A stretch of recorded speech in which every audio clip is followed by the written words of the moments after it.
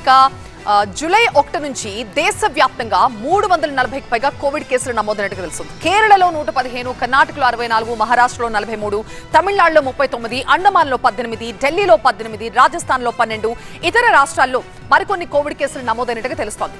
అయితే ఏపీలోని కడపలో మాత్రం కరోనా కేసులు విజృంభిస్తున్నట్టుగా తెలుస్తోంది.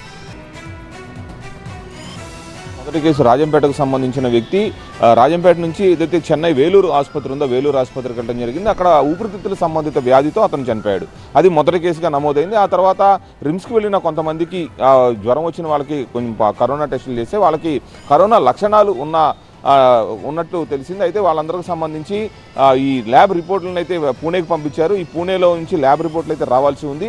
మొత్తం కడపకు సంబంధించి 3 చనిపోయారు. ఒకటి రాజంపేటకు సంబంధించిన వ్యక్తి, కడప నగరానికి సంబంధించి మాసపేటకు సంబంధించిన వ్యక్తి ఒకళ్ళు, మరొక వ్యక్తి, ఇలా 3 చనిపోయారు. మిగతా 5గురికి సంబంధించిన శాంపిల్స్ అయితే సేకరించి వారి శాంపిల్స్ అన్నింటిని కూడా పూణేకి పంపించడం జరిగింది. అయితే ఆ రిపోర్ట్లు అయితే ఇంకా రావాల్సి ఉంది. దాని మీద ఇంకా వివరణ అయితే వైద్యశాఖ అధికారులు ఇంతవరకు ఇవ్వలేదు.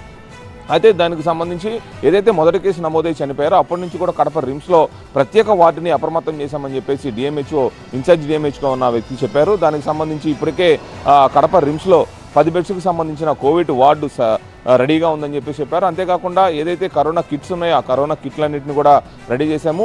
ఏదైతే ఈ 5 శాంపిల్స్ పంపించారో వారందరినీ కూడా హోమ్ ఐసోలేషన్లో ఉంచాము. వాళ్ళకి ఎటువంటి ఇబ్బంది లేదు. వాళ్ళకి మైల్డ్ లక్షణాలు మాత్రమే ఉన్నాయి కాబట్టి వారికి టెస్టులు చేసి వాళ్ళని ఇంటికి పంపించడం జరిగింది. వారందరూ కూడా హోమ్ ఐసోలేషన్లో ఉన్నారని చెప్తా ఉన్నారు.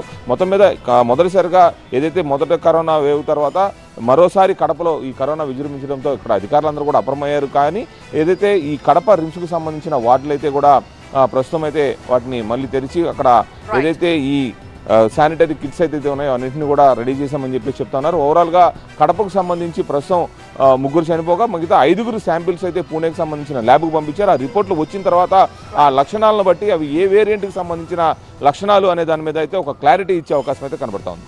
రైట్ సుధీర్.